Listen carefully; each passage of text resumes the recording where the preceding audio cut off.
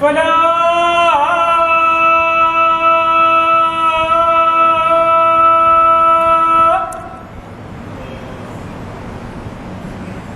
الله أكبر الله أكبر لا إله إلا الله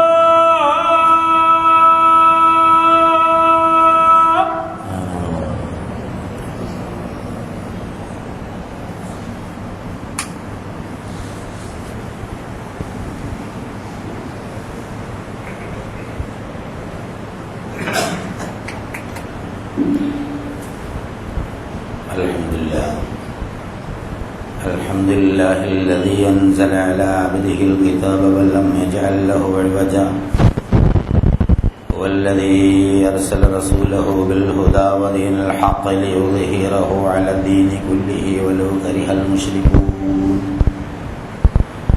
أشهد أن لا إله إلا الله وحده لا شريك له وأشهد أن محمدا عبده ورسوله اللهم صل على محمد وعلى آل محمد كما صليت على إبراهيم وعلى آل إبراهيم اللهم بارك على محمد وعلى آل محمد كما باركت على إبراهيم وعلى آل إبراهيم في العالمين إنك حميد مجيد أيها الإخوة الأحباء أوصيكم وإياي أولا بتقوى الله أعوذ بالله من الشيطان الرجيم بسم الله الرحمن الرحيم ولقد آتينا لقمان الحكمة أن اشكر لله ومن يشكر فإنما يشكر لنفسه ومن كفر فإن الله غني حميد وإذ قال لقمان لابنه وهو يعظه يا بني لا تشرك بالله إن الشرك لظلم عظيم ووصينا الإنسان بوالديه حملته أمه وهنا على وهن وفصاله في عامين أن اشكر لي ولوالديك إلي المصير وإن جاهداك على أن تشرك بي ما ليس لك به علم فلا تطعهما وصاحبهما في الدنيا معروفا واتبع سبيل من أناب إلي ثم إلي مرجعكم وأنبئكم بما كنتم تعملون يا بني إنها إن تك مثقال حبة من خردل فتكن في صخرة أو في السماوات أو في الأرض يأت بها الله إن الله لطيف خبير.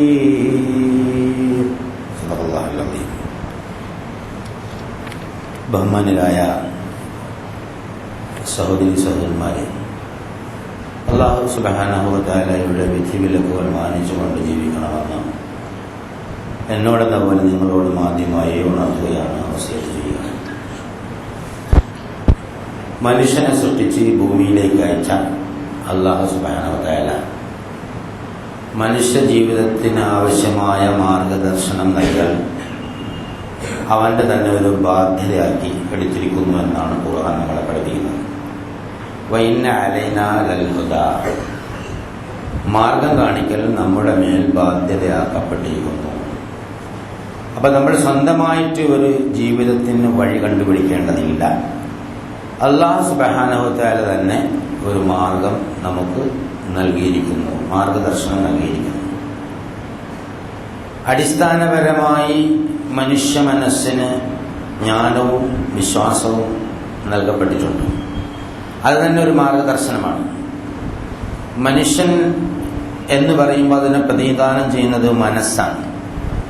പലപ്പോഴും ആവർത്തിച്ച് പറഞ്ഞതുപോലെ ശരീരവും ജീവനും ഒക്കെ ഈ മനസ്സിനെ പ്രതിഫലിപ്പിക്കാനുള്ള ചില മറ്റു സംവിധാനങ്ങളാണ്.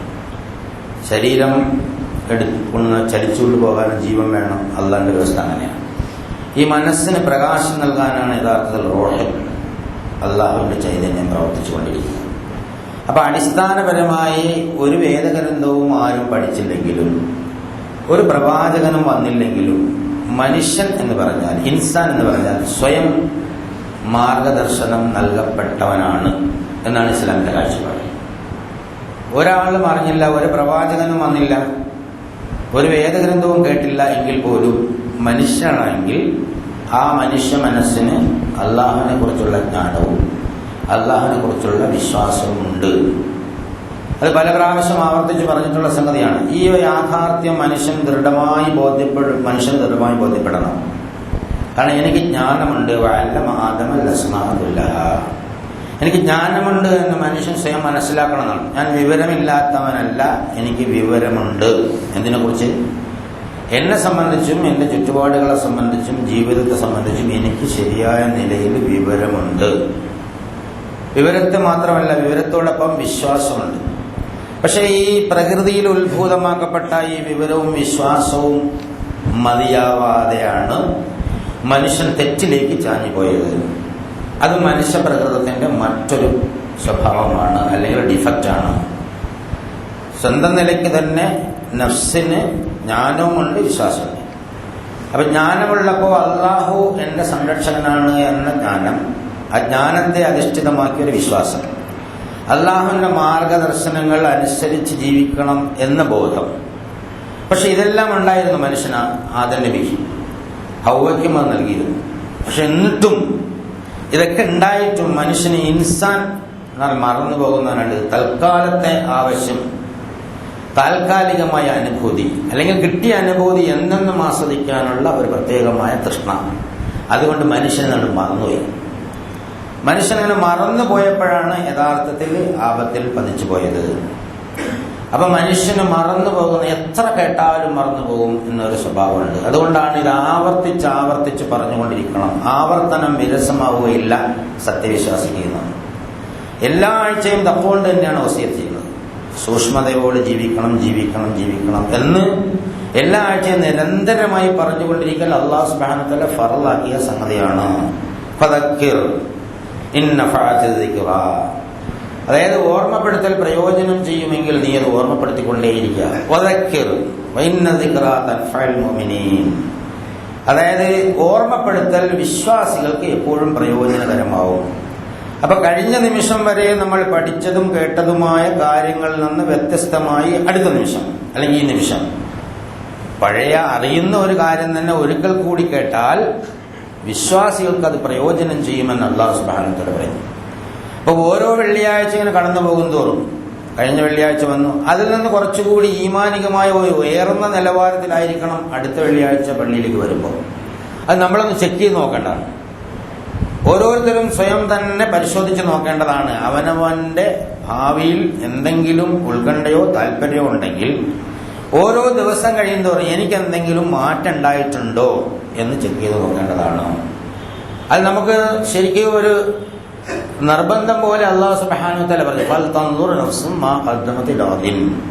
ഓരോ ആത്മാവും നാളേക്ക് എന്താണ് സമ്പാദിച്ചത്. നാളെ എന്നവിടെ ഉദ്ദേശിക്കുമ്പോൾ അനന്തമായ പരലോക ജീവിതത്തിലേക്കാണ്. ദുന്യാവിൽ നമ്മളിങ്ങനെ ജീവിക്കുന്നുണ്ട്, ഒരുപാട് സംവിധാനങ്ങളുണ്ട്, പൈസ ഉണ്ട്, ഇടപാടുണ്ട്, കാര്യങ്ങളുണ്ട്, ഭയങ്കരമായ തിരക്കാണ്. രായും പകലും കടന്നു പോകുന്നെന്ന് അറിയാതെ തിരക്കിൽപ്പെട്ട് മനുഷ്യൻ ഇങ്ങനെ അന്തം വിട്ട് പാഞ്ഞുകൊണ്ടിരിക്കുകയാണ്. ഈ പാച്ചിലിനിടയിൽ എത്ര കാര്യങ്ങളാണ് അള്ളാഹുവിന്റെ തൃപ്തിയിൽപ്പെടുന്നത്, പരലോകത്തിൽ പുണ്യം കിട്ടുന്നത് എന്ന് മനുഷ്യൻ മനസ്സിലാക്കേണ്ടത്. ഇല്ലെങ്കിൽ ഹസ്രത്ത് ദുന്യാവല്ല, ഈ ദുന്യാവ് തീർന്നുകൊണ്ടേയിരിക്കുകയാണ്. നമ്മൾ പള്ളിയിൽ പ്രവേശിക്കുന്നതിന് മുമ്പ് ഉണ്ടായിരുന്ന അത്രയും സമയമല്ല ഇനി ബാക്കി ജീവിതത്തിൽ. ഇതാര് പിടിച്ചാലും നിൽക്കില്ല, അതങ്ങനെ പോയിക്കൊണ്ടേയിരിക്കും. എത്ര വലിയ ശാസ്ത്രജ്ഞനും വിജ്ഞാനിയും കൊലകൊമ്പനും ഡോക്ടറും എല്ലാവരും പിടിച്ചാലും മനുഷ്യനിൽ പ്രായത്തിന്റെ എല്ലാവിധ ഏർപ്പാടുകളും അല്ലാഹു സുബ്ഹാനഹു വ തആല ഉണ്ടാകും. ജരാനരകൾ ബാധിക്കും, സ്വന്തം കാലുകൾക്ക് തടിയെ താങ്ങി നടക്കാനാവാത്ത അവസ്ഥ വരും, ഇതൊക്കെ ഉണ്ടാവും. പക്ഷെ നല്ല പുഷ്ടിയുള്ള സമയത്ത്, ആരോഗ്യമുള്ള സമയത്ത്, പൈസയുള്ള സമയത്ത്, സ്ഥാനമുള്ള സമയത്ത്, ഇങ്ങനെ അടിച്ചു പൊളിച്ച് ജീവിക്കുന്ന സമയത്ത് പലപ്പോഴും അത് മറന്നുപോകും. അപ്പൊ അങ്ങനെ മറന്നു പോകാതിരിക്കാൻ അല്ലാഹു സുബ്ഹാനഹു വ തആല നിർബന്ധമാക്കിയ ഒരു സംഗതിയാണ് സത്യവിശ്വാസികളെ നിരന്തരമായി ഉപദേശിച്ചുകൊണ്ടേയിരിക്കണം. കാരണം അങ്ങനെ ഉപദേശിച്ച് അള്ളാഹു നേരിട്ട് പഠിപ്പിച്ച് ഏർപ്പാടൊക്കെ ചെയ്തിട്ടും നമ്മുടെ സ്വഭാവത്തിൽ ഇങ്ങനൊരു പ്രശ്നമുണ്ട്. വളരെ ഗുരുതരമാണ് വിഷയം. അള്ളാഹുവിന്റെ നേരിട്ടുള്ള നിയന്ത്രണത്തിൽ നിർത്തി പഠിപ്പിച്ച് കാര്യങ്ങളൊക്കെ മനസ്സിലാക്കി ഒരു പൂന്തോപ്പിലേക്ക് അങ്ങോട്ട് വിട്ടു, തോട്ടത്തിലേക്ക്, സ്വർഗത്തിലേക്ക്. അവിടെ പോയി അവിടുത്തെ പൂക്കളും പഴങ്ങളും ഇണയും ഒക്കെ കൂടെ കണ്ടപ്പോ പടച്ചവനങ്ങ് മറന്നുപോയി. ഇത് നമുക്കുള്ള സ്വഭാവമാണ്. ആദം നബിക്ക് ആ സ്വർഗമാണെങ്കിൽ നമുക്ക് ദുന്യാവാണ്. ദുന്യാവിലെ ഒരുപാട് സംഗതികളുണ്ട്. നല്ല ശരീരമുണ്ട്, നല്ല വീടുണ്ട്, നല്ല ഭാര്യയുണ്ട്, നല്ല ജോലിയുണ്ട്, നല്ല പൈസ ഉണ്ട്. നാട്ടിൽ ഇറങ്ങിയാൽ ഒരുപാട് ആളുകൾ ബഹുമാനിക്കും, ആദരിക്കും, ഏത് കമ്മിറ്റിയിലും വിളിച്ചിരുത്തും, പലപ്പോഴും കൺവീനർ സ്ഥാനവും പ്രസിഡന്റ് സ്ഥാനമൊക്കെ തരും. ഇതൊക്കെയുള്ള ഒരുപാട് ആളുകൾ നമ്മുടെ ചുറ്റിലും ജീവിച്ചിരിക്കുന്നുണ്ട്. അവരിത് ഓരോ സംഗതിയും ചെയ്യുമ്പോൾ ഇതിൽ അല്ലാഹു സുബ്ഹാനഹു വ തആലയുടെ ഏടിൽ ടിക്ക് മാർക്ക് വീണത് എത്രയുണ്ടാണ്, ദുന്യാവിലേക്കുള്ളത് എത്രയുണ്ട് എന്ന് ഓരോരുത്തരും ചിന്തിക്കണം. ചിന്തിച്ചേ അവരുടെ ജീവിതത്തിന് പരിവർത്തനവും വിജയം ഉണ്ടാക്കാൻ പറ്റുള്ളൂ. എല്ലാ ആഴ്ചയും വന്ന് തപ്പുകൊണ്ടുള്ള വസിയത്ത് ഇങ്ങനെ ഒരു ചെവി കൊണ്ട് കേട്ട് മറുചെവി കൊണ്ട് കളഞ്ഞു പോവുകയാണെങ്കിൽ ഇതുകൊണ്ടൊരു പ്രയോജനം ഇല്ലാതാവും. അന്തരീക്ഷം വളരെ മോശമാണ്, ചുറ്റുപാട് വളരെ മോശമാണ്. നമ്മളെ മാത്രമല്ല, ആഗോള അടിസ്ഥാനത്തിൽ കണ്ണടച്ചുകൊണ്ട് നടന്നാലും ഒച്ച കൊണ്ട് നമ്മുടെ ഉള്ളിലേക്ക് അള്ളാഹുവിന്റെ മാർഗത്തിൽ തെറ്റിക്കുന്ന ഒരുപാട് സന്ദേശങ്ങൾ എത്തിക്കൊണ്ടിരിക്കുന്ന ഒരു കാലഘട്ടമാണ്. റോഡിലൂടെ കണ്ണ് തുറന്നു നടന്നു കഴിഞ്ഞാൽ എല്ലാത്തരം പോസ്റ്ററുകളുണ്ട്, എല്ലാത്തരം പോസ്റ്ററുകൾ. അതായത് ഇപ്പൊ വളരെ കൂടിയിരിക്കുകയാണെന്നുള്ള. ഇനി കണ്ണടച്ച് നടക്കാൻ പറ്റില്ല. ഇനി കണ്ണടച്ചിരിക്കാമെന്ന് വിചാരിച്ചാലോ ഓരോരുത്തരുടെ വണ്ടിയിൽ കയറിയാലോ വാഹനത്തിൽ കയറിയാലോ അതിൽ നിന്ന് വരുന്ന സംഗീതം, പിന്നെ മൊബൈലിന്റെ സംഗീതം, ഇങ്ങനെ മനുഷ്യ മനസ്സിൽ പിശാചിന് കുടിയിരിക്കാൻ പറ്റിയ സാഹചര്യം ഉണ്ടാക്കുന്ന ഒരു ഭയങ്കരമായ സ്വാധീനം ചുറ്റുപാട് നിൽക്കുമ്പോൾ ആദം നബി ശ്രദ്ധിച്ചതിനേക്കാൾ കൂടുതൽ ശ്രദ്ധിച്ചില്ലെങ്കിൽ ഇടങ്ങേറായി പോകുന്നതാണ്. അവിടെ അല്ലാഹു സുബ്ഹാനഹു വ തആല അവിടെ നിന്ന് ആ നൽകിയ സൗഭാഗ്യങ്ങളൊക്കെ ഇറങ്ങിപ്പോടുന്നു, അവിടെ നിന്ന് പുറത്താക്കി. നമ്മളെയും പുറത്താക്കും. അതൊരു പ്രത്യേകമായ ഒരു എപ്പിസോഡാണ്. അത് നമ്മളെ ദുന്യാവിൽ നമ്മൾ ജീവിക്കും പോലെ, അതായത് സൗഭാഗ്യങ്ങളുടെ ഇടയിൽ ജീവിക്കുന്ന മനുഷ്യനുണ്ടാകുന്ന മാർഗച്ഛതയെക്കുറിച്ച്, താല്പര്യങ്ങളെക്കുറിച്ച്, ആർത്തിയെക്കുറിച്ചുള്ള ഒരു ഉന്നതമായ ഒരു ചിത്രീകരണമാണ് അല്ലാഹു സുബ്ഹാനഹു വ തആല ആ എപ്പിസോഡിലൂടെ നടത്തുന്നത്. നമ്മളിവിടെ ജീവിച്ചിരിക്കുന്നുണ്ട്, നമ്മുടെ ചുറ്റുപാടും ഒരുപാട് സംഗതികളുണ്ട്, അനുഭവപൂരകമായ ആസ്വാദ്യദായകമായ ഒരുപാട് സംഗതികൾ. എല്ലാത്തിനും നമ്മൾ അറ്റാച്ച് ചെയ്തിട്ടുണ്ട്. ഒരു വീട് വെക്കൽ താമസിക്കാനാണ്. വീട് താമസിക്കാൻ പോകുമ്പോൾ നാട്ടിലെ മുഴുവൻ ആളുകളെ വിളിച്ചിട്ട് നമ്മളുടെ ഒരു ആഘോഷവും അലങ്കാരമാക്കുന്നത് ആ അനുഭൂതി ആസ്വദിക്കാനാണ്. സാലിഹായ മക്കളുണ്ടാക്കാനാണ് പെണ്ണ് കല്യാണം കഴിക്കുന്നത്. കല്യാണത്തിന്റെ ആദ്യം മുതൽ അവസാനം വരെ ഒരുപാട് ചടങ്ങുകൾ ചേർത്ത് വെച്ച് നമ്മൾ ദുന്യാവിന്റെ അനുഭൂതി ഒരുപാട് ആസ്വദിക്കുന്നുണ്ട്. ഇതൊന്നും അല്ലാഹു സുബ്ഹാനഹു വ തആലയുടെ രേഖയിൽ ഉണ്ടാവില്ല എന്ന് റസൂലുള്ളാഹി സ്വല്ലല്ലാഹു അലൈഹി വസല്ലം പഠിപ്പിച്ചിട്ട് നമുക്ക് മനസ്സിലാക്കാൻ സാധിക്കും. ഒരു ഷോപ്പ് ഉദ്ഘാടനം ചെയ്യുന്ന സമയത്തോ ഒരു ഓഫീസ് ഉദ്ഘാടനം ചെയ്യുന്നത് ഇതൊന്നും വേണ്ടാതെ ഒരു വറട്ട് ജീവിതം എന്നല്ല പറയുന്നത്. എവിടെയും പടാരിപ്പും പൊങ്ങച്ചവും പൊലിമയും ലോകമാന്യതയുമാണ് ആധുനിക ലോകത്തിന്റെ മുഖമുദ്ര എന്ന് സത്യവിശ്വാസികൾ മനസ്സിലാക്കിയിരിക്കണം. വല്ലാണ്ട് അതിൽ പോയി വീണാൽ ഇങ്ങോട്ട് തിരിച്ചു വരാൻ പറ്റാത്ത നിലയിലുള്ള കാപട്യം നമ്മുടെ മനസ്സിലായി പോകും എന്നാണ്. അത് അങ്ങനെ ഒരു സ്വഭാവം മനുഷ്യനുണ്ട്. ആരും ഇതിൽ കേമന്മാരല്ല. ആദ്യം പടച്ചു വെച്ച ആളെ നബിയാക്കുകയും നബിക്ക് തന്നെ ഇങ്ങനെ പറ്റിക്കുകയും ചെയ്തിട്ട് മനുഷ്യനെ പഠിപ്പിക്കുക. പിന്നെ നമ്മളാരും പറയണ്ടല്ലേ.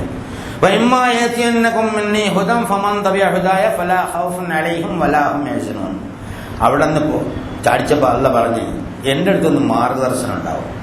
ഈ മാർഗദർശനം ഉണ്ടാകുമ്പോൾ അതിനെ പിന്തുടർന്ന് ജീവിച്ചാൽ പിന്നെ ഇതുപോലുള്ള ദുഃഖവും ഖേദവും ഒന്നും ഉണ്ടാവേണ്ടി വരികയില്ല. അല്ലാഹു സുബ്ഹാനഹു വ തആല നമ്മുടെ പ്രകൃതത്തിൽ നൽകിയ മാർഗദർശനം മതിയാവാഞ്ഞിട്ട് അല്ലെങ്കിൽ അതുകൊണ്ട് നിർത്താതെ അവന്റെ അഡീഷണൽ അധിക കാരുണ്യമായിട്ട് വേദഗ്രന്ഥങ്ങളെയും പ്രവാചകന്മാരെയും അയച്ചു. അതിനാണ് വഇന്ന അലൈനാ ലൽ ഹുദാ ഇന്നാ ഹദൈനാഹുസ് സബീല ഇമ്മാ ഷാകിറൻ വഇമ്മാ കഫൂറാ വഅലല്ലാഹി ഖസ്ദുസ് സബീൽ. ഒരുപാട് സ്ഥലത്ത് അല്ലാഹു സുബ്ഹാനഹു വ തആല പറഞ്ഞിട്ടുണ്ട്. അപ്പൊ ഓരോരുത്തരെയും ഓരോ ജനതയെയും ഇങ്ങനെ മാർഗദർശനം ചെയ്യുമ്പോൾ അല്ലാഹു തആല ഇങ്ങനെ സിസ്റ്റം നിശ്ചയിച്ച് ആദം നബി മുതൽ ഇങ്ങനെ ലോകാവസാനം വരെയുള്ള എല്ലാം പടച്ചവന്റെ പ്ലാനിലെ നേരത്തെ തന്നെ ഉള്ള ബ്ലൂ പ്രിന്റ് അവിടെ ഉണ്ട്. ആദ്യം ആദം നബി വന്നു, അവ വന്നു, മക്കൾ വന്നു. ആദമിന്റെ ഒരു മകൻ ഷീസിനെ പിടിച്ച് പ്രവാചകനാക്കി. അവിടെ നിന്ന് വേദഗ്രന്ഥങ്ങൾ കൊടുത്തതായിട്ട് പ്രത്യേക രേഖകളൊന്നുമില്ല. അവിടെ അവർക്ക് നിർദ്ദേശങ്ങൾ നൽകി, ഏടുകൾ നൽകി എന്നൊക്കെ ചില പണ്ഡിതന്മാർ പറയുന്നു. ഇബ്രാഹിം നബിക്ക് കൊടുത്താണ് സ്വഹ് എന്ന് ചില പണ്ഡിതന്മാർ. സ്വഹ് ഇബ്രാഹിം മുസ എന്നൊരു പ്രയോഗം ഖുർആനിലുള്ളതുകൊണ്ട് സ്വഹ് എന്ന് പറഞ്ഞു കഴിഞ്ഞാൽ പേജുകളെന്ന്. അപ്പൊ ആ ഏടുകൾ അതാണെന്ന് പറയുന്നത് നമുക്കറിയാവുന്ന തൗറാത്ത്, സബൂർ, ഇഞ്ചീൽ, ഫുർഖാൻ, അതേ ഖുർആൻ, ഇതൊക്കെ വളരെ പ്രസിദ്ധമായ വേദഗ്രന്ഥങ്ങളാണ്. ഇതിനു മുമ്പ് തന്നെ ഒരുപാട് 2,40,000 1,24,000 രണ്ട് ഹദീസുകൾ, രണ്ട് തരത്തിലുള്ള ഹദീസുകൾ. കൂടുതൽ റിപ്പോർട്ട് ചെയ്യപ്പെട്ട 1,24,000 ആളുകളെ അല്ലാഹു സുബ്ഹാനഹു വ തആല മനുഷ്യ സമൂഹത്തിന് മുന്നിൽ നിന്ന് നയിക്കാൻ തീരുമാനിക്കുകയും അതിൽ 313 ആളുകൾക്ക് ഒരു പ്രത്യേക പദവി നിശ്ചയിച്ചു കൊടുക്കുകയും 25 ആളുകളെ ഉലൽ അസ്ം ഉന്നതന്മാരായ പ്രവാചകന്മാരെ തീരുമാനിക്കുകയും അവരുടെ പേരെല്ലാം ഖുർആനിൽ എടുത്തു പറയുകയും അതിനോടൊപ്പം തന്നെ 4 ആളുകളെ, അതായത് മൂസയും ദാവൂദിനെയും ഈസയും മുഹമ്മദ് നബി സല്ലല്ലാഹു അലൈഹി വസല്ലം 4 ആളുകളെ ഒരു വേറെ കാറ്റഗറിയിൽപ്പെടുത്തുകയും അതിൽ മുഹമ്മദ് നബി സല്ലല്ലാഹു അലൈഹി വസല്ലമയെ അതിന്റെ പൂർത്തീകരണം, എഡിഷൻ പൂർത്തിയാക്കാനുള്ള ഒരു കാരുണ്യത്തിന്റെ, ലോകത്തിനാകെയുള്ള കാരുണ്യത്തിന്റെ പ്രവാചകനായി അല്ലാഹു തആല നിശ്ചയിക്കുകയും. ഇതൊരു വൻപിച്ച പാക്കേജാണ്. നേരത്തെ തന്നെ അല്ലാഹു തആല തീരുമാനിച്ച അതിങ്ങനെ നടന്നുകൊണ്ടേയിരിക്കും. അത് എവിടെയൊക്കെ ഉത്ഥാന പതനങ്ങളുണ്ടാവും, എന്നൊക്കെ സത്യവിശ്വാസികൾ വിജയിക്കും, സത്യവിശ്വാസികൾ എപ്പോൾ താഴ്ന്നുപോകും, സത്യവിശ്വാസികളെ ലോകം എപ്പോൾ ആദരിക്കും, ലോകം എപ്പോൾ അപമാനിക്കും, ഇവർക്ക് എത്ര വിജയം ഉണ്ടാവുമെന്നതിനെ കുറിച്ചൊക്കെ അള്ളാഹുവിന് നല്ല ബോധവുമുണ്ട്.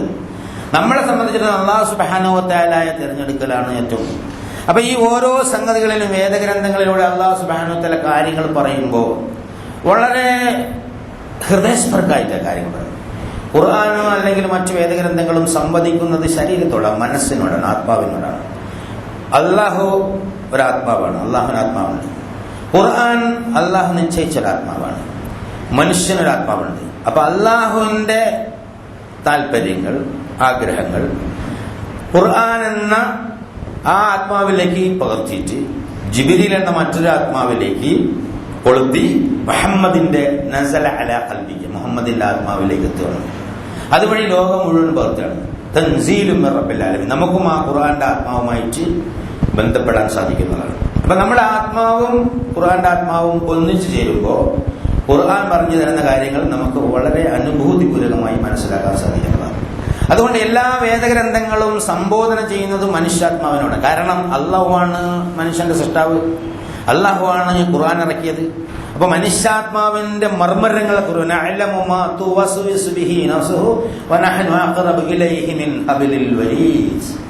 കണ്ടത്തിലെ രക്തധമനിയേക്കാൾ അല്ലാഹു സുബ്ഹാനഹു വ തആല മനുഷ്യനോട് അടുത്തിരിക്കുന്നു. ഇത് നമ്മളെ ബോധമണ്ഡലത്തിൽ വേണമെന്നാണ് അല്ലാഹു തആല പറയുന്നത്. നമ്മൾ നടക്കുമ്പോൾ അല്ലാഹു എന്നോടൊപ്പമുണ്ട്, ഞാനും എന്റെ കണ്ടത്തിലെ രക്തധമനിയുമായി എത്ര ബന്ധമുണ്ട് അതിനേക്കാൾ അടുത്ത ബന്ധമുണ്ട്. പടച്ചോനെ ലേശം കൊടുക്കാണ്. കണ്ടത്തിലെ രക്തധമനി ജോക്കുലർ വെയിൻ എന്ന് പറഞ്ഞാൽ ഇതാ. അപ്പൊ ഇത് പറഞ്ഞാൽ പിന്നെ ഞാൻ എന്ന് പറയുന്നത് എവിടെയാ? നഫ്സിന്റെ സീറ്റ് ഹാർട്ടിലാണ്. അപ്പൊ ഹാർട്ടും ഇതും തമ്മിലുള്ള ഒരു ഏതാണ്ട് ഇത്രയും ഒരു ചാണകലുണ്ട്. അപ്പൊ ഇത്രയില്ല, ഹാർട്ടിൽ തന്നെ ഉണ്ട് അല്ലാഹു സുബ്ഹാനഹു വ തആലയുടെ സാന്നിധ്യം എന്നാണ്. ഹൃദയത്തിൽ തന്നെ അല്ലാഹു സുബ്ഹാനഹു നസല അലാ ഖൽബിക, പ്രവാചകന്റെ ഹൃദയത്തിലാണ് ഖുർആൻ ഇറങ്ങിയത്. അപ്പൊ പ്രവാചകനും പ്രവാചകന്റെ കണ്ടത്തിലെ രക്തധമനിയേക്കാൾ അടുത്താണ് പ്രവാചകന്റെ ഹൃദയത്തിൽ അല്ലാഹു സുബ്ഹാനഹു വ തആല സ്ഥാനം. ഇത് നമുക്കെല്ലാം ബാധകമാണ്. നമ്മുടെ ഓരോരുത്തരുടെയും ഹൃദയത്തിലാണ് അല്ലാഹുവിനുള്ള സ്ഥാനമുള്ള, ആദ്യം ഉണ്ടാകുന്ന സ്ഥാനം അവിടെയാണ്. അപ്പൊ ഹൃദയത്തിനെ ഇളക്കി മറിക്കുന്ന ഭാഷയിൽ, ഹൃദയത്തിനെ വരിക്കുന്ന ഭാഷയിലാണ് ഖുർആൻ എപ്പോഴും സംസാരിക്കുന്നത്. വിദ്യാഭ്യാസ മനഃശാസ്ത്രത്തിന്റെ എല്ലാ രീതികളും എടുത്ത് പ്രയോഗിച്ചുകൊണ്ടാണ് ഖുർആൻ ഈ മനുഷ്യനെയും കൊണ്ട് ഇങ്ങനെ സഞ്ചരിക്കുന്നത്. മനുഷ്യനെയും കൊണ്ട് ഖുർആൻ ആദ്യം അള്ളാഹുവിന്റെ അടുത്ത് നിന്ന് തന്നെ വരുന്നത്. അള്ളാഹു, ആദം നബി, പിന്നെ ഹവ്വ, പിന്നെ ലോക ചരിത്രം, ഇങ്ങനെ ചരിത്രത്തിലൂടെ ഇങ്ങനെ നീങ്ങാണ്. അള്ളാഹുവിനെ അംഗീകരിച്ചുള്ളവർക്കുള്ള വിജയം, അള്ളാഹുവിനെ എതിർത്തവർക്കുള്ള പരാജയം, നൂഹ് നബിയുടെ ജനതയുടെ വമ്പിച്ച പരാജയം, ആദ്, സമൂദ്, ഐക്കത്ത്, ലൂത്ത്, അങ്ങനെയുള്ള ഒരുപാട് ആളുകളെ, ഫിറഔന്റെ പരാജയം. ഈ പരാജയങ്ങളിലൂടെയൊക്കെ നമ്മളെ ഖുർആൻ ഇങ്ങനെ പിടിച്ചങ്ങനെ കൊണ്ടുപോവാ. ഖുർആൻ എന്ന ആത്മാവ് നമ്മുടെ ആത്മാവിനും മനസ്സിനെയും കൂടെ ചേർത്ത് പിടിച്ചിട്ട് ഇങ്ങനെ ചരിത്രത്തിലൂടെ നീളം സഞ്ചരിക്കുന്നു. എന്നിട്ട് ഇങ്ങനെ ചോദിക്കുന്നു, അങ്ങനെ മണൽത്തരിയിലൂടെ നടന്നു പോകുന്നില്ലേ, നിങ്ങൾ പോകുന്ന വഴിയിലല്ലേ അത്? ഇങ്ങനെ ഒരുപാട് സംഭവങ്ങൾ ഉണ്ടായിട്ടുണ്ട്. ഒരുപാട് വലിയ വലിയ കൊമ്പന്മാരും നിങ്ങളെക്കാൾ ശക്തിയുള്ള ആളുകൾ അവരുടെ ഭൗതിക ജീവിതത്തിലുള്ള വിഭവങ്ങളെല്ലാം വെച്ചുകൊണ്ട് അവരുടെ സുഖിക്കുകയും അക്രമം പ്രവർത്തിക്കുകയും ചെയ്തു.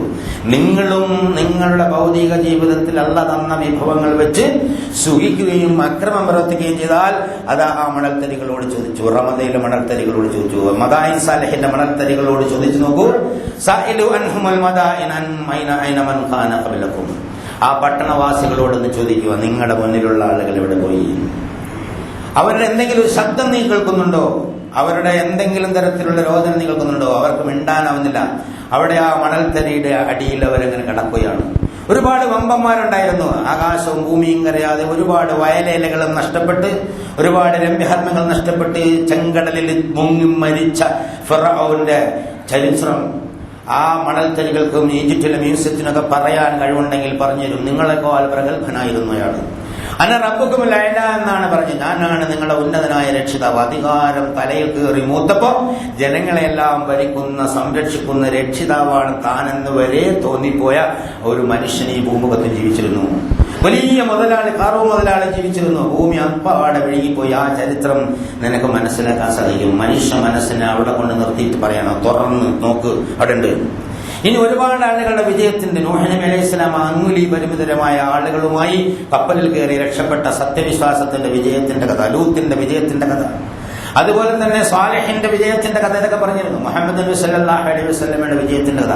മക്കയിൽ ഇങ്ങനെ നടന്നൊരുപാട് കഷ്ടപ്പെട്ട് മദീനയിലേക്ക് പോകുമ്പോൾ മക്കയിൽ മർദ്ദനമേൽക്കുമ്പോ ഓരോരുത്തരോട് നബി സല്ലല്ലാഹു അലൈഹി വസല്ലം പറയും, യാസർ കുടുംബത്തിന്റെ ആളുകളെ ഭയങ്കരമായ മർദ്ദിച്ച് കുഴി കുഴിച്ച് അതിലിട്ട് അതുപോലെ നിർത്തി ചാട്ടവാറിനടിച്ച് ക്രൂശിച്ചൊക്കെ ചെയ്തപ്പോ റസൂലുള്ളാഹി സ്വല്ലല്ലാഹു അലൈഹി വസല്ലമയോട് അവർ പരാതി പറഞ്ഞപ്പോൾ അദ്ദേഹം പറഞ്ഞത്, യാസർ കുടുംബമേ ക്ഷമിക്കൂ, നിങ്ങൾക്കുള്ളത് സ്വർഗം മാത്രമാണ്. നിങ്ങളുടെ മുന്നിലുള്ള പ്രവാചകന്മാരുടെ അനുയായികളെ കുഴി കുഴിച്ച് അതിൽ നിർത്തി തലയിൽ ഈർച്ചവാൾ കൊണ്ട് രണ്ടായിട്ട് പകുത്തിട്ടും അവർ ഈ സത്യവിശ്വാസത്തിൽ മാറിയിട്ടില്ല. അല്ലാഹുവാണ് സത്യം. സൻആയിൽ നിന്ന് ഹളറമൗത്ത് വരെ ആട്ടിനെ വേട്ടയാടുന്ന ചെന്നായെയും അല്ലാഹുവിനെയും അല്ലാതെ ഭയപ്പെടാതെ ആളുകൾക്ക് സ്വദേശം പോകാൻ പറ്റുന്ന ഒരു കാലം വരുമെന്ന് റസൂലുള്ളാഹി സ്വല്ലല്ലാഹു അലൈഹി വസല്ലം. തായിഫിൽ നിന്ന് എറികൊണ്ട് വിഷമിച്ച് പ്രയാസപ്പെട്ട് വരുമ്പോൾ ജിബ്രീൽ വന്ന് പറയാ, അള്ളാഹുവിന്റെ റസൂലെ അങ്ങ് അനുവദിക്കുകയാണെങ്കിൽ തായിഫിന്റെ ഈ മലകൾ രണ്ടും കൂടി ഒന്നിച്ച് ഞാനത് ഇപ്പോൾ ചേർത്ത് കളയാം, അള്ളാഹു തആല അനുമതി തന്നിരിക്കുന്നു എന്ന് പറഞ്ഞപ്പോൾ പറ്റില്ല. അവർ ജാഹിലൂൻ, അവർ വിവരമില്ലാത്തൊരു ജനതയാണ്.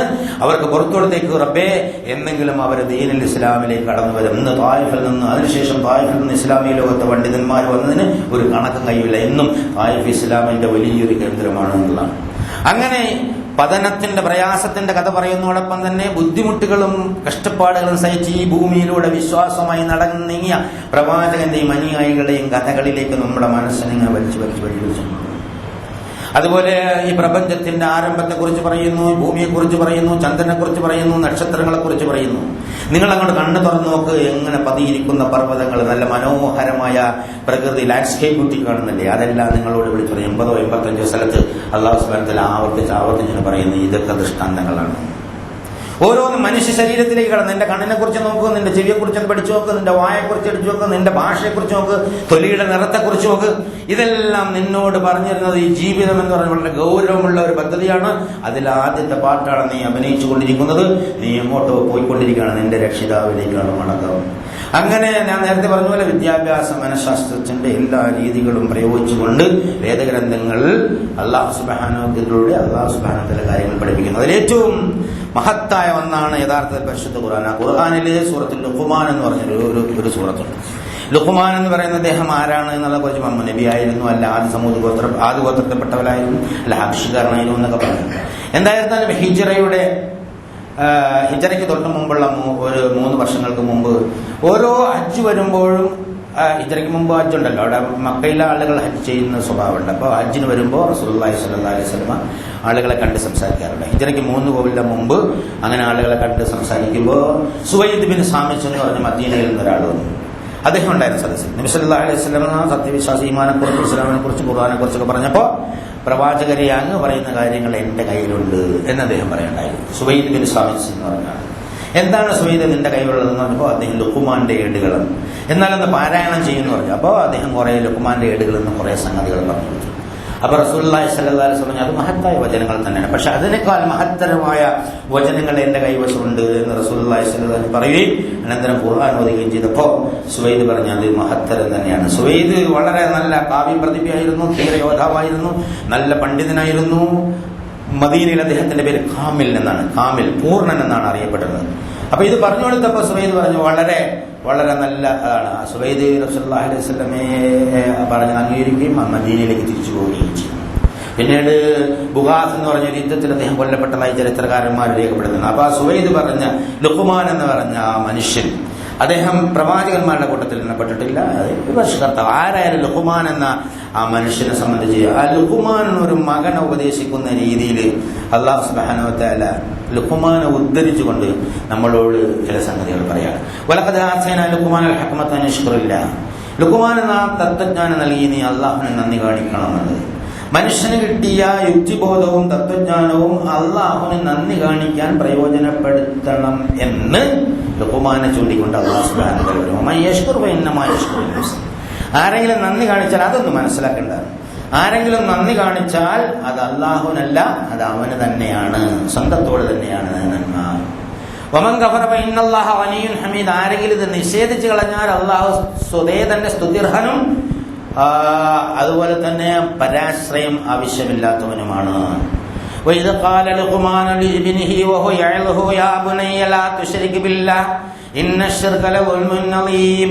അടുത്ത് പറയണ വളരെ പ്രധാനപ്പെട്ട ലുഖ്മാൻ മകനെ ഉപദേശിച്ചുകൊണ്ട്, കൗൺസിൽ ഓഫ് ലുഖ്മാൻ മകനെ ഉപദേശിച്ചുകൊണ്ട് പറയാ, എന്റെ പ്രിയപ്പെട്ട പുത്ര, നീ അല്ലാഹു സുബ്ഹാനഹു വ തആലയോട് പങ്കു ചേർക്കരുതാരെയും.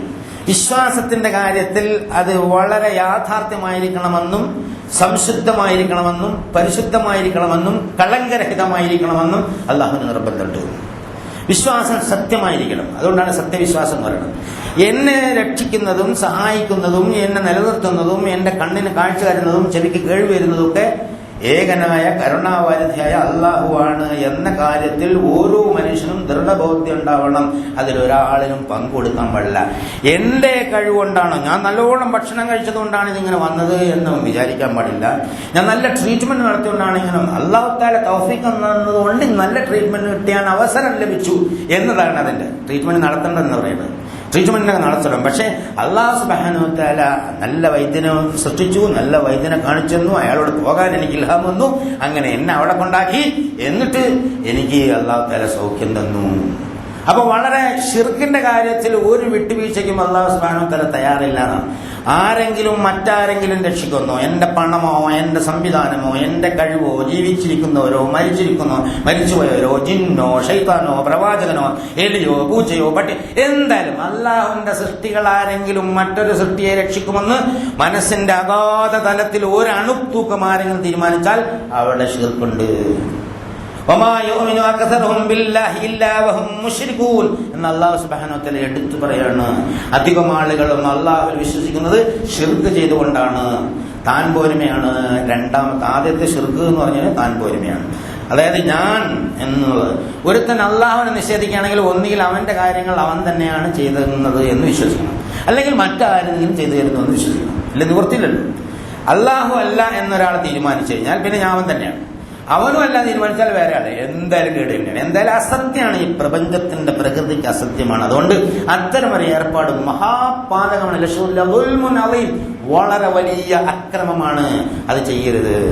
വസൈനൽ ഇൻസാന ബിവാലിദൈഹി ഹമലതുഹു ഉമ്മുഹു വഹനൻ അലാ വഹനിൻ വഫിസാലുഹു ഫീ ആമൈന നഷ്കുർ ലീ വലിവാലിദൈക ഇലയ്യൽ മസീർ. മാതാപിതാക്കളുടെ കാര്യത്തിൽ അള്ളാഹുവിനോടുള്ള നന്ദി പ്രകടനത്തിന്റെ ആദ്യത്തെ ഭൗതിക പ്രകടനം മനുഷ്യനവന്റെ മാതാപിതാക്കളെ അനുസരിക്കലാണ്. ആളുകൾ വിചാരിക്കുക അള്ളാഹുവിനോട് നന്ദി പ്രകടനം എന്ന് പറഞ്ഞാൽ കുറെ സാധനങ്ങളൊക്കെ വാങ്ങി ഒരു മലയെ കൊണ്ട് ചള്ളെടുത്തു എന്ന് പറയാം. അങ്ങനെയല്ല. അള്ളാഹ്ക്ക് എന്തെങ്കിലും കൈക്കൂലി കൊടുക്കാനല്ല. അള്ളാഹുവിന്റെ നന്ദി പ്രകടനത്തിന്റെ ഒന്നാമത്തെ പ്രതിഫലനം മനുഷ്യനവന്റെ മാതാപിതാക്കളോട് ആദരപൂർവ്വം പെരുമാറലാണ്. അവരാരെങ്കിലും ഒരാളോ രണ്ടാളോ അവരുടെ അടുക്കൽ ഇങ്ങനെ പ്രായാധിക്യം എത്തിക്കഴിഞ്ഞാൽ വലാ തഖുൽ ലഹുമാ ഉഫ്ഫിൻ വലാ തൻഹറുമാ വഖുൽ ലഹുമാ ഖൗലൻ കരീമാ വഖ്ഫിദ് ലഹുമാ ജനാഹൽ ദുല്ലി മിനർ റഹ്മാൻ. എന്തൊരു മനോഹരമായ ഭാഷയിലാണ് പറയുന്നത്. അവരോട് ചേർന്ന് പോലും പറയരുത്, മാന്യമായ വാക്കുകൾ സംസാരിക്കുക. കാരുണ്യത്തിന്റെ ചിറക് നീ അവർക്ക് താഴ്ത്തി കൊടുക്കുക. നീ കാണുന്നില്ലേ ചെറിയ കുട്ടികൾ ആളുകൾ വളർത്തുന്നത്? ചെറിയ കുട്ടികൾ ചെറിയ ചെറിയ പ്രായത്തില് 2 മാസം 3 മാസം 4 മാസം നിസ്സഹായരായി നിലവിളിക്കുന്ന കാലത്ത് മാതാപിതാക്കളെ എത്ര സ്നേഹത്തോടു കൂടിയാണ്, ലാളനയോട് കൂടിയാണ്, ഓർമ്മ എത്ര കാര്യത്തോടു കൂടിയാണ് എടുക്കുന്നത്. അവർ വിശന്നിങ്ങനെ പൊരിഞ്ഞ് ഭക്ഷണം കഴിക്കാൻ വരുമ്പോൾ കുട്ടിയുടെ നിലവിളി, കുട്ടി എടുത്തുകൊണ്ട് ഭക്ഷണം കൊണ്ട് എടുത്ത് നോക്കുമ്പോൾ കുട്ടി നേരെ ഭക്ഷണത്തിൽ മൂത്രമൊഴിച്ചു കൊടുക്കുന്നു. യാതൊരുവിധ പ്രയാസമില്ലാതെ ആ ഭക്ഷണം എടുത്തു മാറ്റുന്നു. വേറെ ഭക്ഷണം ഇല്ലെങ്കിൽ അത് കഴുകി തിന്നുന്നു. എത്രയോ മാതാക്കൾ അങ്ങനെ ഉണ്ട് എന്നുള്ള. മാതാവ് എന്ന് പറയുന്നത് അത്ര പ്രാധാന്യമുള്ള സംഗതിയാണ്. മാതാവിനെ നിഷേധിക്കുന്നവൻ സ്വർഗം ഹറാമാക്കിയിരിക്കുന്നു. പിതാവിനെ നിഷേധിക്കുന്നവൻ സ്വർഗം ഹറാമാക്കിയിരിക്കുന്നു എന്ന് അല്ലാഹു സുബ്ഹാനഹു വ തആല പറഞ്ഞു. ആലോചിച്ച് നോക്കണം. വളരെ അല്ലാഹുവിനുള്ള നന്ദി പ്രകടനത്തിന്റെ ആദ്യത്തെ ഭൗതിക പ്രകടനമാണ് മനുഷ്യൻ അവന്റെ മാതാപിതാക്കളോട് നന്മയിൽ വർത്തിക്കുന്നത്.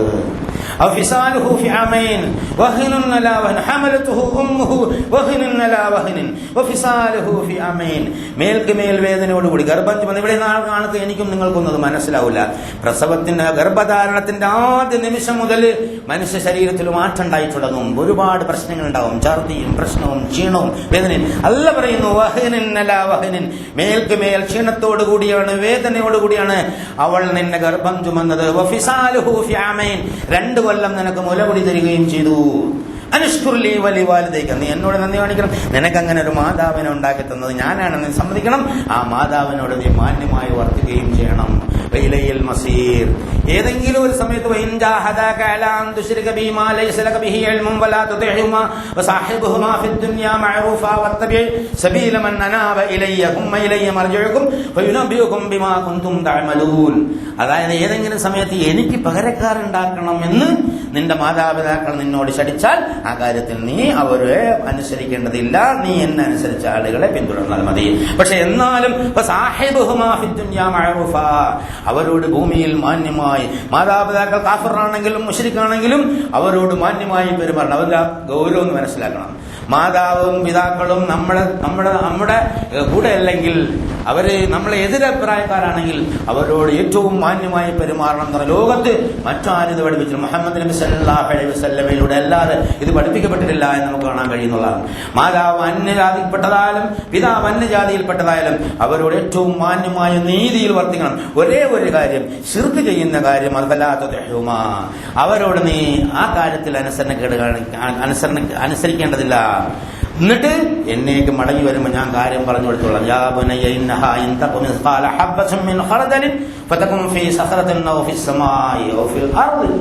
അതായത് ആകാശത്തിലോ ഭൂമിയിലോ ഒരു മനുഷ്യന് ഒരു ലേശം നന്മ ചെയ്തു, അതൊരു പാറക്കുള്ളിലോ ആകാശത്തിലോ ഭൂമിയിലോ എവിടെ കിടന്നാലും അല്ലാഹു സുബ്ഹാനഹു വ തആല അത് കൊണ്ടുവരും. അല്ലാഹു ലതീഫുൻ ഇന്നല്ലാഹ ലതീഫുൻ ഖബീർ. അല്ലാഹു തആല വളരെ സൂക്ഷ്മമായും ആഴത്തിലും അറിയുന്നവനാണ് എന്നാണ്. യാ ബനയ്യ അഖിമിസ് സ്വലാത്ത, ഇതെല്ലാം നടക്കണമെങ്കിൽ അള്ളാഹുവിന്റെ സ്മരണ വേണം. ആ സ്മരണ ഉണ്ടെങ്കിൽ അള്ളാഹ് നിന്നെ ഇങ്ങനെ നടത്തൂ, അല്ലെങ്കിൽ അള്ളാഹ് വഴിതെറ്റിച്ച് കളയും. വത്തബിഅ സബീല മൻ അനാബ ഇലൈഹി എന്ന് പറഞ്ഞിടത്ത് അല്ലാഹു സുബ്ഹാനഹു വ തആല യഹ്ദി ഇലൈഹി മൻ അനാബ്, അവനിലേക്ക് മടങ്ങുന്നവരെയാണ് അല്ലാഹു സുബ്ഹാനഹു വ തആല മാർഗദർശനം ചെയ്യുന്നത്. അപ്പൊ അള്ളാഹുവിലേക്ക് മടങ്ങിക്കൊണ്ടിരിക്കാൻ ആദ്യത്തെ പ്രകടനം മടങ്ങുന്നതിന്റെ, അതായത് മാതാപിതാക്കൾ നന്മ ചെയ്ത ഒട്ടനെ പറഞ്ഞ് നമസ്കാരം നിലനിർത്തുകയും അതുപോലെ തന്നെ നന്മ കൽപ്പിക്കുകയും തിന്മ വിരോധിക്കുകയും ചെയ്യുക എന്ന്. അപ്പൊ നമസ്കാരം നിലനിർത്തുകയും നന്മ കൽപ്പിക്കുകയും തിന്മ വിരോധിക്കുകയും ചെയ്തെങ്കിൽ മാത്രമേ ഈ ഉന്നതമായ സത്യവിശ്വാസത്തിന്റെ പാതയിലൂടെ സഞ്ചരിക്കാനുള്ള തൗഫീഖ് ലഭ്യമാവുകയുള്ളൂ. അങ്ങനെ ലഭ്യമാകുന്നവരുടെ കൂട്ടത്തിൽ അല്ലാഹു സുബ്ഹാനഹു വ തആല നമ്മളെ ഏവരുമാക്കി അനുഗ്രഹിക്കുമാറാകട്ടെ.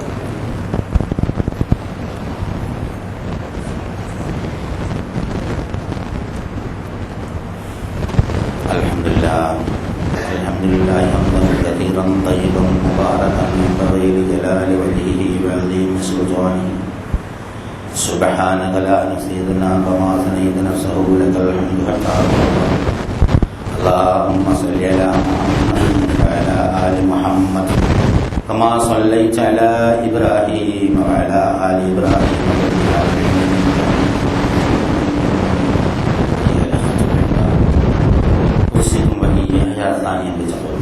ഒരിക്കൽ കൂടി അല്ലാഹു സുബ്ഹാനഹു വ തആലയുടെ വിധികളൊക്കെ മാനിച്ചുകൊണ്ട് ജീവിക്കണമെന്ന് എന്നോടെന്ന പോലെ നിങ്ങളോട് മാത്രമാണ് വസിയത്ത് ചെയ്യുന്നത്.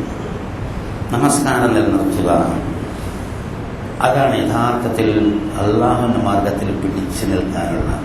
അപ്പൊ നമ്മളൊക്കെ നിസ്കരിക്കലേ ചെയ്യും. ആ നിസ്കാരം കൊണ്ട് മതിയാവില്ല. ഇബ്നു അബ്ബാസിനോട് റസൂലുള്ളാഹി സ്വല്ലല്ലാഹു അലൈഹി വസല്ലം പറയണ്ടായി, നീ ധാരാളമായി സുജൂദ് ചെയ്യുക, എന്നിട്ട് സഹായിക്കുക. അപ്പോൾ അല്ലാഹു സുബ്ഹാനഹു വ തആല എന്നെ നിന്നെ ഒരു സ്ഥലത്താണ് എന്ന് പറഞ്ഞാൽ സ്വർഗത്തിൽ പ്രവേശിക്കാൻ, റസൂലിനോട് എത്താൻ ധാരാളമായി സുജൂദ് ചെയ്യുക. അപ്പൊ നമസ്കാരം രാത്രിയിൽ, പ്രഭാതത്തിൽ സുബഹിക്ക് തൊട്ട് മുമ്പുള്ള 2 റക്അത്ത് സുന്നത്ത് വളരെ പ്രാധാന്യമുള്ള സമയം.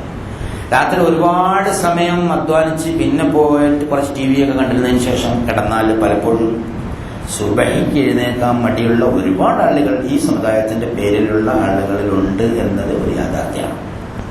രാത്രി മുഴുവനും ഇങ്ങനെ ഉറക്കൊളച്ചിരുന്ന് സീരിയലോ സിനിമയോ അല്ലെങ്കിൽ വേറെ കണക്കെഴുതലോ ഒക്കെ നടക്കും. എന്നിട്ട് സുബൈക്ക് ഒരു പ്രഭാതത്തിൽ തണുപ്പുണ്ടാകുമ്പോൾ അങ്ങനെ കിടന്നാകും. നഷ്ടമാണ് കേട്ടോ, കഷ്ടവുമാണ് നിങ്ങളുടെ ജീവിതം എന്നുള്ള സുബ്ഹാനഹു വ തആല ഓർമ്മപ്പെടുത്താൻ മാത്രമേ സാധിക്കുള്ളൂ. സുബൈക്ക് തൊട്ട് മുമ്പ് തന്നെ എഴുന്നേറ്റ് 2 റക്അത്ത് നിസ്കരിക്കാം. തഹജ്ജുദ് നിസ്കരിക്കാൻ താല്പര്യമുള്ളവർ അതിന് കുറച്ച് മുമ്പ് എഴുന്നേക്കാം. ഏതാണ്ട് 5:35 5 അടുത്താണ്. അപ്പോൾ 5 മണിക്ക് എഴുന്നേറ്റാൽ തന്നെ വളരെ മിനിമം ഒരു 3 റക്അത്ത് തഹജ്ജുദ് നിസ്കരിക്കാം. ഇത്ര നേരത്തെ നിസ്കരിക്കാതെ ഒഴിവാക്കിയാൽ ഒരു 3 റക്അത്ത് തഹജ്ജുദ് നിസ്കരിക്കാം. കുറച്ചു നേരം അല്ലാഹുവിന്റെ സ്മരണയിൽ ഇങ്ങനെ കഴിഞ്ഞ ഖുർആനോദയോ ദിക്ർ ചൊല്ലിയോ സലാത്ത് ചൊല്ലിയോ ഒക്കെ ചെയ്യും. അത് കഴിഞ്ഞിട്ട് സുബഹി പള്ളിയിലെടുത്ത് സുബഹി 2 റക്അത്ത് വീട്ടിൽ നിന്ന് 2 റക്അത്ത് നിസ്കരിച്ചു പോകാം. അല്ലെങ്കിൽ പള്ളിയിൽ ചെന്നിട്ട് 2 റക്അത്ത് നിസ്കരിക്കാം. വീട്ടിൽ നിസ്കരിച്ചാൽ അവിടെ പോയി 2 റക്അത്ത് തഹജ്ജുദ് നിസ്കരിക്കാം. ഇപ്പൊ ആ സന്ദർഭത്തിലൊക്കെ നമ്മുടെ മനസ്സിൽ അല്ലാഹു ഉണ്ടാവുന്നതാണ്. മനസ്സിൽ അല്ലാഹു ഉണ്ടെങ്കിലേ ജീവിത പ്രശ്നങ്ങളിൽ നമുക്ക് പ്രയാസങ്ങളില്ലാതെ കടന്നു പോകാൻ പറ്റും. ജീവിതത്തിന്റെ ഓരോ പ്രശ്നങ്ങൾ ഇങ്ങനെ കടത്തി തരും അല്ലാതെ. അന്നേരം ഇങ്ങനെ ബേജാറാകുമ്പോൾ ഒറ്റ കോണിൽ എന്ന് പറയേ അല്ല തിരിച്ചുപോലെ വരുള്ളൂ. എന്തിനാ ബേജാറാണ്? ലാ ഖൗഫുൻ അലൈഹിം വലാ ഹും യഹ്സനൂൻ നല്ല പറഞ്ഞിട്ടുണ്ട്.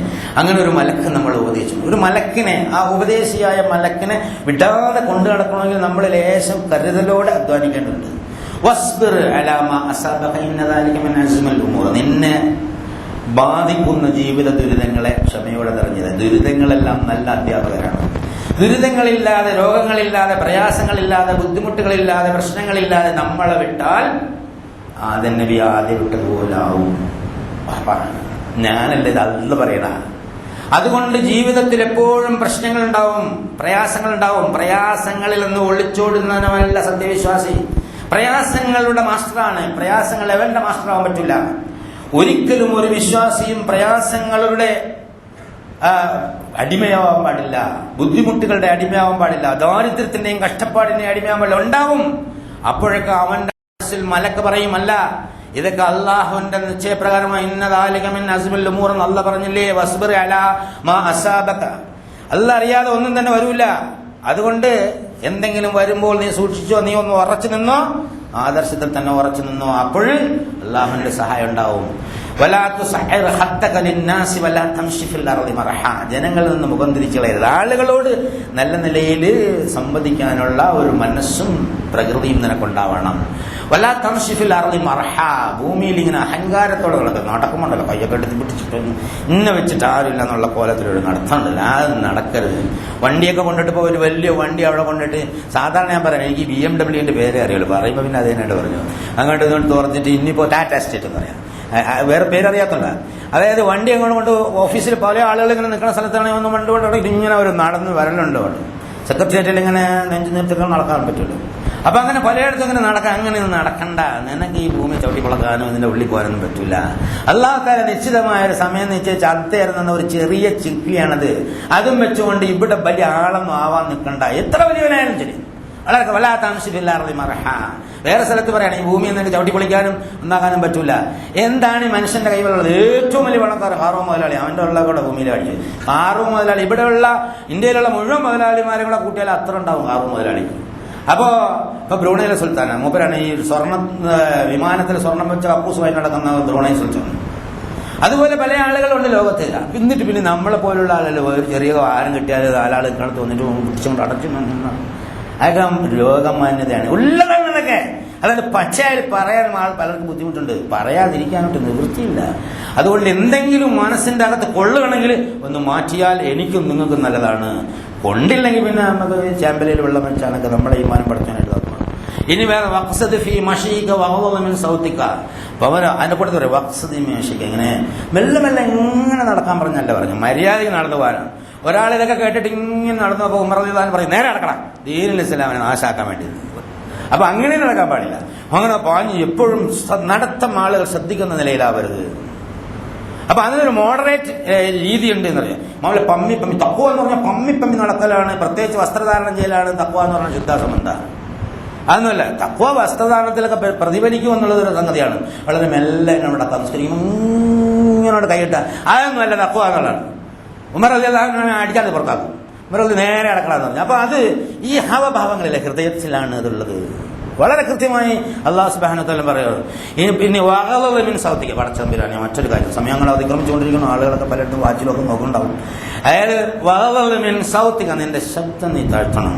സാധാരണ നിലയിൽ വർത്തമാനം പറയുമ്പോൾ ഉണ്ടല്ലോ സുബ്ഹാനക കേൾക്കാൻ. ഇപ്പൊ മറ്റേ സാധനം ഉണ്ടല്ലേ മൊബൈൽ ഫോൺ, റെയിൽവേ സ്റ്റേഷനിൽ ചെന്നാലും ബസ്സിൽ ചെന്ന് കഴിഞ്ഞാലും കക്കൂസിൽ ചെന്ന് കഴിഞ്ഞാലും പള്ളിക്ക് ചെന്ന് കഴിഞ്ഞാലും ഓരോരുത്തരും മൊബൈൽ ഫോൺ വെച്ച് അങ്ങോട്ട് സംസാരിക്കണം കേട്ടാൽ ആ ഫോൺ ഇല്ലാതെ ഇവിടെ നിന്ന് മിക്കവാറും കൊടുവള്ളി കേൾക്കാൻ പറ്റും. കൊടുവള്ളിയിലായി ഫോൺ ചെയ്യണം. ഇവിടെ നിന്ന് പറഞ്ഞാൽ കൊടുവള്ളി കേൾക്കുന്ന കോലത്തിലാണ് സംസാരിക്കുന്നത്. കൊടുവള്ളി എന്ന് പറഞ്ഞാൽ പ്രത്യേക ദേഷ്യം തോന്നണ്ട, സന്ദർഭത്തിൽ വായിൽ വന്നൊരു വാക്ക് പറഞ്ഞെന്നുള്ളേ ഉള്ളൂ. അല്ലെങ്കിൽ കൊല്ലത്ത് വെക്കണം.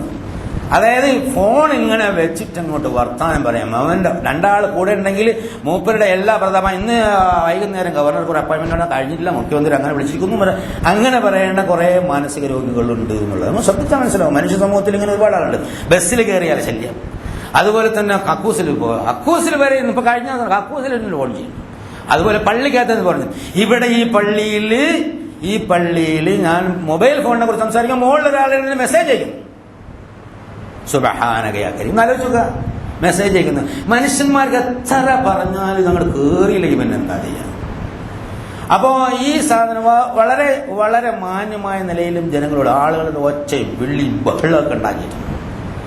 നാട്ടിൽ ഇങ്ങനെ കുഴപ്പമൊന്നും ഉണ്ടാക്കിയില്ല, ബഹളം ഉണ്ടാക്കാൻ. ഇപ്പൊ യോഗത്തിന് വന്നാലുണ്ടോ ചില പ്രസിഡന്റിന്റെ ഒച്ചത്തിലെപ്പെടുന്നതിന് മൂപ്പര ആകെ ആയുധം ഒച്ചയായിരിക്കും. ഒച്ച കണ്ടിട്ട് കഴിഞ്ഞാൽ മറ്റുള്ളവർ പോകുന്നുള്ളതാണ്. അങ്ങനെ ഉണ്ടല്ലോ ചില കമ്മിറ്റികളിൽ ഒച്ചയിട്ട് പ്രമേയം പാസ്സാക്കുന്ന ആളുകളുണ്ടാവും. ഇങ്ങനെ ഒരുപാട് മനുഷ്യന്മാരുണ്ട്. അത്തരം ആളുകളെയൊക്കെ അല്ലാഹു തആല പറഞ്ഞെടുപ്പിക്കുകയാണ്, നിങ്ങളൊക്കെ ഈ അമൽ പൊളിഞ്ഞു പോണ കോലത്തിലാക്കരുത്. കഴുതയുടെ ശബ്ദമാണ് അരോചകമായ ശബ്ദം, അത്തരം ശബ്ദം ഉണ്ടാക്കരുത് എന്ന് വളരെ ഹൃദയസ്പർക്കായ മനോഹരമായ ശൈലിയിൽ ലുഖ്മാനിന്റെ പേര് പറഞ്ഞുകൊണ്ട് അല്ലാഹു സുബ്ഹാനഹു വ തആല നമ്മളെ പഠിപ്പിക്കുന്ന ഏറ്റവും നല്ല ഒരു സന്ദേശമാണ് സൂറത്തുൽ ലുഖ്മാൻ.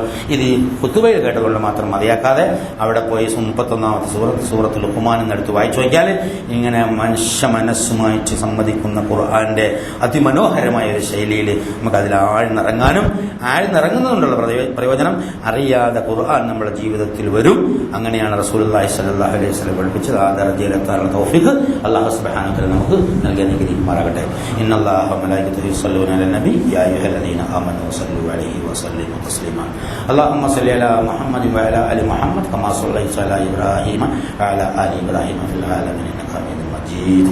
അല്ലാഹുമ്മ അർളനാ അബൂബക്കർ വഉമർ വഉസ്മാൻ വഅലി വബഖിയത്തി അസ്ഹാബി റസൂലില്ലാഹി അജ്മഈൻ. കാരുണ്യവാനായ തമ്പുരാനെ, ഞങ്ങളെ എല്ലാവരും പാവങ്ങളും ചെറുപാവങ്ങളും തമ്പുരാനെ, മാതാപിതാക്കന്മാർക്കും ബന്ധുക്കളും സഹോദരങ്ങൾക്കും സുഹൃത്തുക്കൾക്കും നാട്ടുകാർക്കും മുഴുവൻ സത്യവിശ്വാസങ്ങളും തമ്പുരാനെ, നിന്റെ അടുത്ത് മുന്നേ എത്തിയ വിശ്വാസികളുടെ കബറിടങ്ങളെ പ്രകാശപൂരിതങ്ങളായ കബറിടങ്ങളാക്കി മാറ്റണേ തമ്പുരാനെ. ഞങ്ങളെ എല്ലാവരെയും നരകശിക്ഷയിൽ നിന്നേയും സ്വർഗം നൽകി അനുഗ്രഹിക്കുകയും ചെയ്യണേ തമ്പുരാനെ. ആ കാര്യങ്ങൾ ദീൻ ശരിയായ നിലയിൽ പഠിക്കാനും ഉൾക്കൊള്ളാനും ജീവിതത്തിൽ പകർത്താനും മറ്റുള്ളവർ എത്തിക്കാനും തൗഫീഖ് നൽകണേ തമ്പുരാനെ. ഞങ്ങളുടെ ശാരീരികവും മാനസികമായ രോഗങ്ങളും പ്രയാസങ്ങളും മാറ്റിത്തരണേ തമ്പുരാനെ. ആ കാര്യങ്ങളുടെ സന്താനങ്ങളും സമ്പത്തിലും നന്മ വർദ്ധിപ്പിച്ചു തരണേ തമ്പുരാനെ. ഈ ദീനുൽ ഇസ്ലാമിനെ അഭിമാനപൂർവ്വം കൊണ്ടെടുക്കാനുള്ള തൗഫീഖ് നൽകണേ തമ്പുരാനെ. ശാന്തമായി ജീവിച്ച് ശാന്തമായി മരിച്ച് ശാന്തമായി നിന്റെ അടുക്കലെത്തുവാനുള്ള തൗഫീഖ് നൽകണേ തമ്പുരാനെ. പ്രകാശപൂരിതമായ ഒരു ഖബറുടെ ജീവിതം നൽകണേ തമ്പുരാനെ. മഹ്ശറയിൽ ആശ്വാസകരമായ ജീവിതം നൽകി അനുഗ്രഹിക്കണേ നാഥ. നിന്റെ സ്വർഗത്തിൽ ഞങ്ങളെ പ്രവേശിപ്പിക്കണേ നാഥ. ലിഖാഇൽ ഫിർദൗസിൽ ലിഖാഉൻ അനുഗ്രഹിക്കണേ നാഥ. اللهم اغفر للمؤمنين والمؤمنات والمسلمين والمسلمات والأحياء منهم والأموات. اللهم أعز الإسلام والمسلمين. اللهم أعز الإسلام والمسلمين. اللهم أعز الإسلام والمسلمين. ربنا تقبل منا دعاءنا وتب علينا إنك أنت التواب الرحيم. وآخر دعوانا الحمد لله رب العالمين.